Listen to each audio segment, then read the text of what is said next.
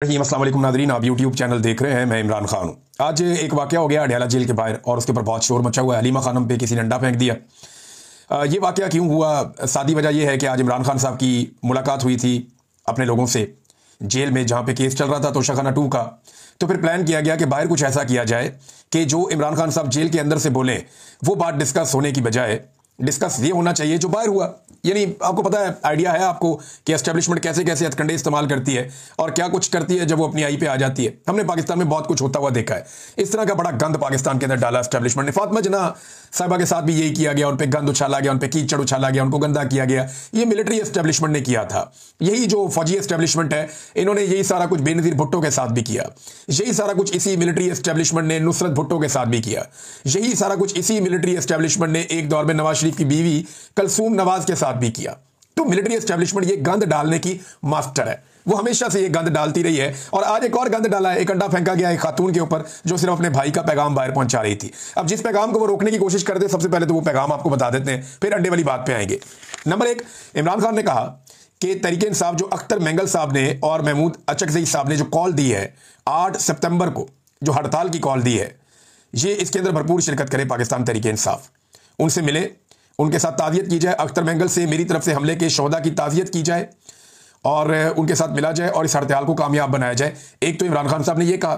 दूसरी चीज़ इमरान खान साहब ने कही कि खैबर पख्तूनख्वा की हुकूमत को मैं सख्त हदायत करता हूँ कि बाजोड़ और वजीरिस्तान में ड्रोन हमले मुकम्मल तौर पर बंद करवाए जाएं। ये सब कुछ खैबर पख्तूनख्वा हुकूमत को कमज़ोर करने के लिए किया जा रहा है।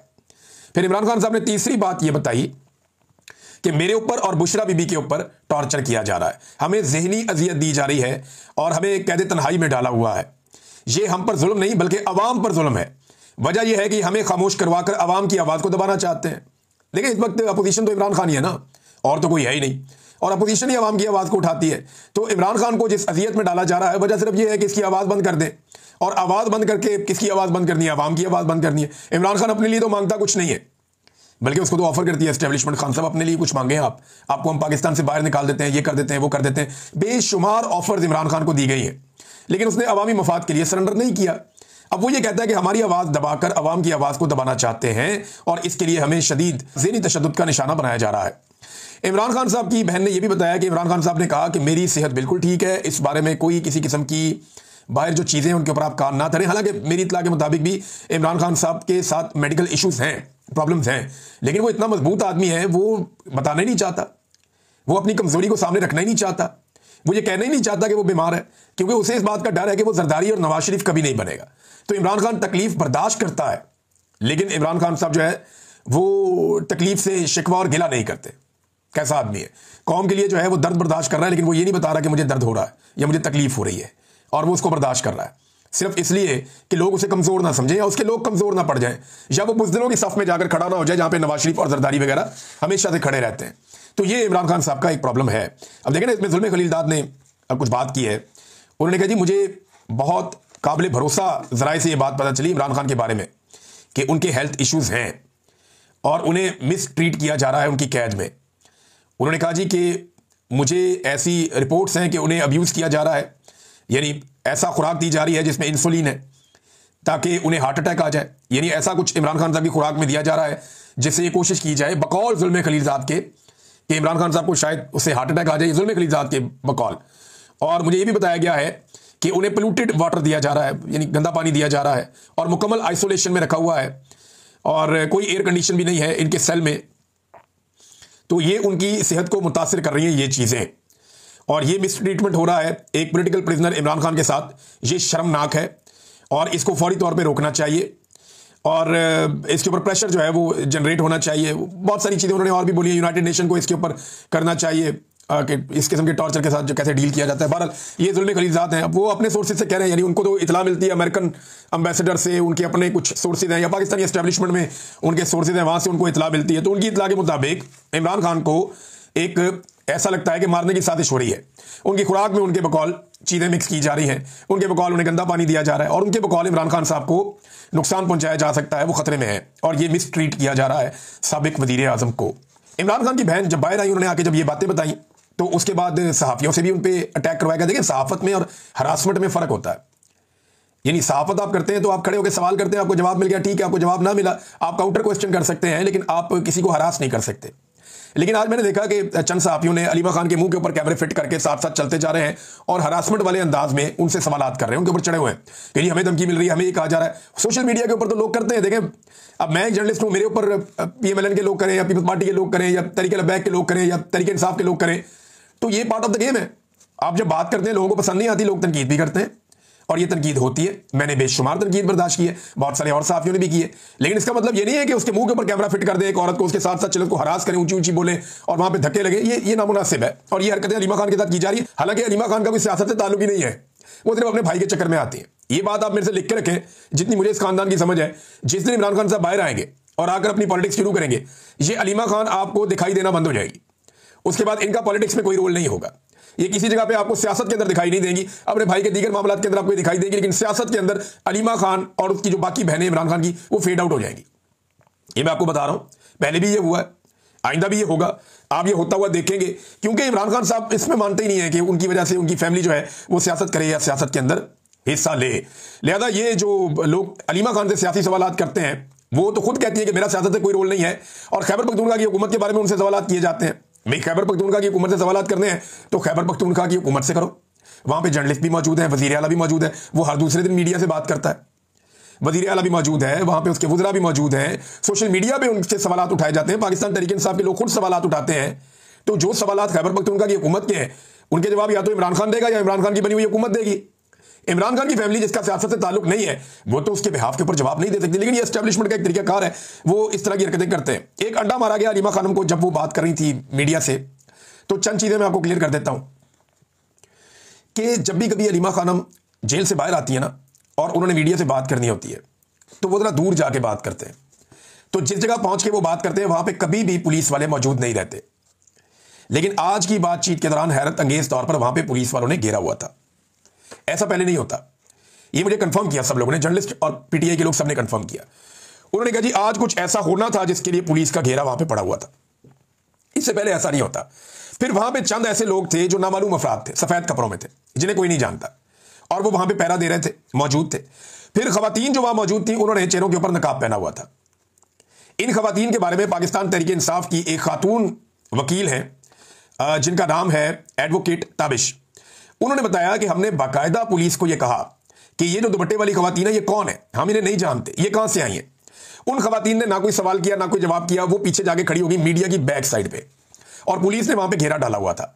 पुलिस किसी कार्रवाई का इंतजार कर रही थी। अचानक उनमें एक खातून ने एक अंडा फेंका जो अलीमा खानम को आकर लगा, और उसके बाद फौरी तौर पे वो खवातीन भागी अपनी गाड़ी की तरफ जो पहले से तैयार थी। पीटीआई के वर्कर खवातीन के पीछे भागे। जैसे ही वो खवातीन के पीछे भागे तो पुलिस ने खवातीन को कॉर्डन किया और उनको बचाया।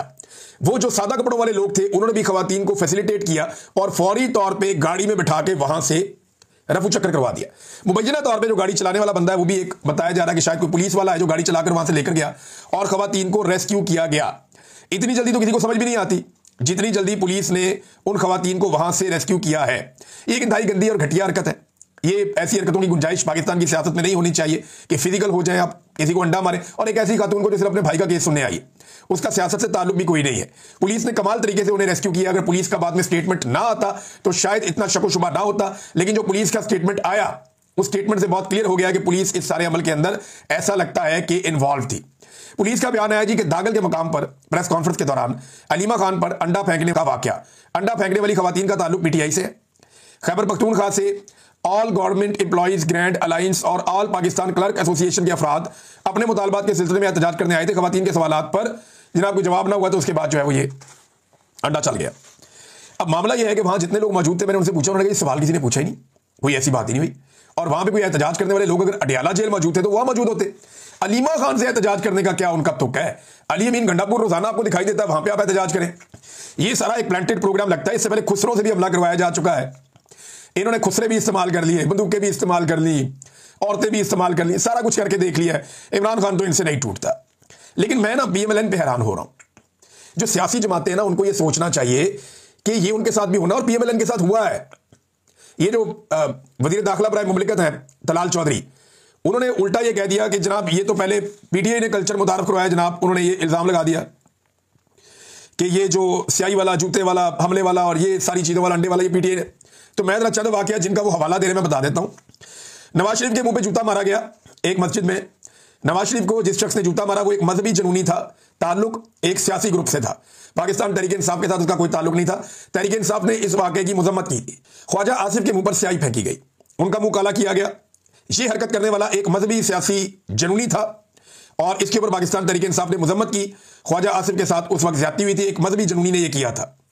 एहसन इकबाल के ऊपर गोली चली, गोली चलाने वाला बंदा बाद में जो पकड़ा गया वो एक मजहबी सियासी जमात से उसका ताल्लुक था, वो खुद भी एक जुनूनी था। खुद तलाल चौधरी को दौरान तंजीम साजी मार पड़ी। मारने वाले लोग बलूचिस्तान से थे और उन्होंने जो फेंटी लगाई उसके बाद उन्होंने उसको ओन किया कि जी हमने तलाल चौधरी को फेंटी लगाई है। वो आज तक बेचारा अपनी तंजीम साजी को रोता है और उस तंजीम साजी का उसको इंसाफ नहीं मिला। ये सारी चीजें जो हुई हैं पीएमएलएन के साथ, ये सारी फिजिकल एक्टिविटीज है। लेकिन जमहूरियत में क्या होता है, आप अपनी जबान से सवाल करते हैं, आप पूछते हैं कि तुमने ये क्यों किया, आप कहते हैं कि आपको ये नहीं करना चाहिए था।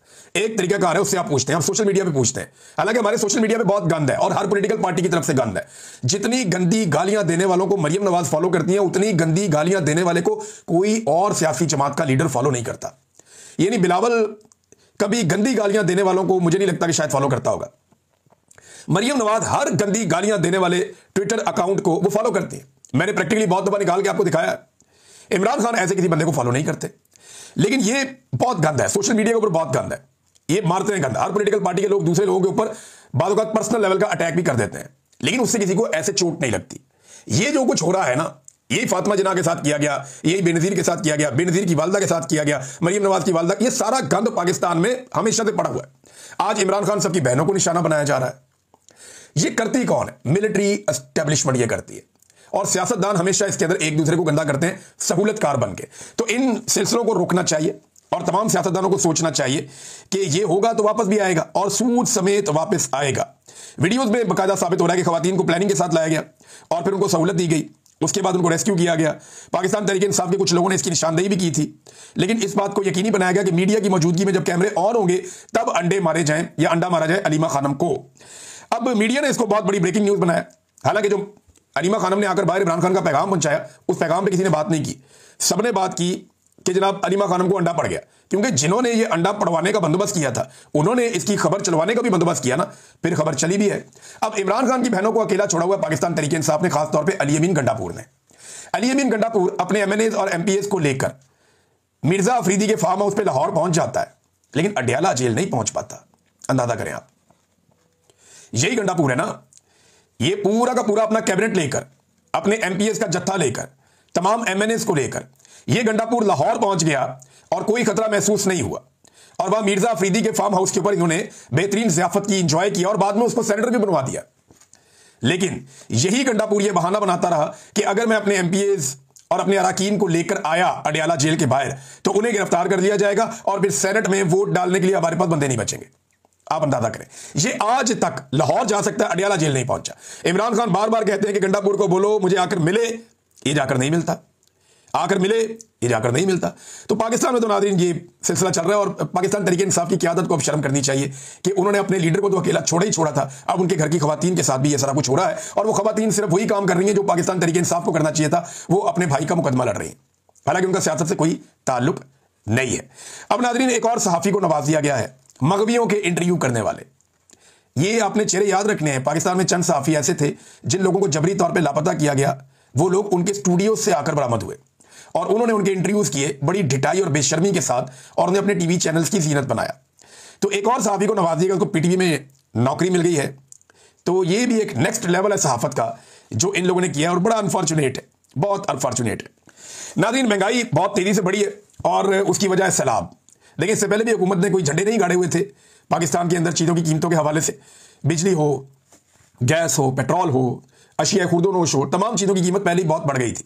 लेकिन अब 23 अशिया की कीमतें बहुत तेज़ी से बढ़ी हैं सैलाब आने के बाद। सब्जियों की कीमतें बढ़ रही हैं, चारे की कीमत बहुत बढ़ गई है, दूध आपके लिए नायाब हो जाएगा आने वाले दिनों में। उसकी वजह यह है कि ये वो सारे एरियाज हैं जहाँ पे बेशुमार वो जानवर पलते हैं, जहाँ पे दूध की प्रोडक्शन होती है। और ये दूध जो है वो नेस्ले या बाकी कंपनियां बड़ी बड़ी पाकिस्तान के अंदर मुख्तलिफ हलीब वाले, ये सारे वहाँ से दूध इकट्ठा करते हैं, उसको पेस्चराइज करते हैं और उसकी पैकिंग करते हैं और मार्केट में लेकर आते हैं। तो आपको पैक दूध के अंदर भी मुश्किलात पेश आएंगी, आपको खुला दूध जो है वो भी खालिस नहीं मिलेगा आने वाले दिनों में। तो ये एक बड़ा इशू रहेगा पंजाब पूरे के अंदर हत्ता के पाकिस्तान के बाकी इलाकों में भी ये इशू रहेगा। महंगाई बढ़ती जा रही है, आटे की पाकिस्तान में किल्लत होना शुरू हो गई है। हुकूमत को यहां तक कहना पड़ गया कि अब जो फीड मिल्स के लिए जो मुर्गियों की या ब्रायलर की जो पैदावार होती है उसमें भी वो गंदम डलती है ना, तो उन्होंने कहा जी वो मना कर दें, वहां गंदम नहीं डलेगी, गंदम सिर्फ आटा बनाने के लिए इस्तेमाल होगी, आवाम को आटा फराहम किया जाए। ये नाज़रीन क्यों हो रहा है? इन्होंने किसान की बदवाएं ली है, बचना इन्होंने खुद भी नहीं है। इन्होंने किसान से 2000 रुपए की गंदम ली और अब उसकी कीमत 4000 रुपए पे पहुंचा दी है लगभग, तो डबल कीमत इन्होंने कर ली। 2 महीनों में इन्होंने अपना पैसा डबल कर दिया, लेकिन उसके बाद अब ये बचते नहीं है, क्योंकि बहुत सारे लोगों की गंदम खराब हुई है, किसान की गंदम खराब हुई है, आम आदमी के ऊपर बहुत फर्क पड़ेगा और ये सारा का सारा मलबा इसी सूबाई हुकूमत के ऊपर आकर गिरेगा, जिन्होंने अपनी नाकस मनसूबाबंदी और घटिया प्लानिंग की वजह से पूरे पंजाब को एक मरतबा फिर, वो पंजाब जो पूरे खित्ते को खिला सकता है, उस पंजाब को एक मरतबा फिर ग़िज़ाई किल्लत का शिकार कर दिया है। ये ऐसी मनहूसत है इनकी हुकूमत में, जब से आए हैं कभी ग़िज़ाई किल्लत हो रही है, कभी कोई और चीज़ हो रही है, कभी कुछ हो रहा है, कभी कुछ हो रहा है, कोई चीज़ सीधी नहीं हो पा रही। हालांकि एक आलमी सतह की बहुत बड़ी वबा थी, पूरी दुनिया हिल गई थी जब कोरोना आया था। इमरान खान साहब और उनकी हुकूमत ने उससे निकाला पाकिस्तान को, और ये ऐसे बदकिस्मत हैं कि इनको बेहतरीन हालात मिले, एस्टेब्लिशमेंट का साथ मिला, जूते पॉलिश करने की इनको पूरी आज़ादी है और इनको हर तरह की खिदमात और सहूलियात भी दी जा रही हैं। इसके बावजूद अमेरिकन सपोर्ट भी इनको मिलती है, फिर भी ये पाकिस्तान को खड़ा नहीं कर पा रहे, पाकिस्तान में कोई सरमायाकारी नहीं ला पा रहे, ये इन्होंने हालत की हुई है। नाज़रीन, अब तक के लिए इतना ही। मैं गुजारिश करूंगा कि अभी इस व्लॉग के बाद मैं जा रहा हूं फंड रेजिंग के लिए, और जो लोग यहां मैनचेस्टर में मौजूद हैं वो पहुंचे।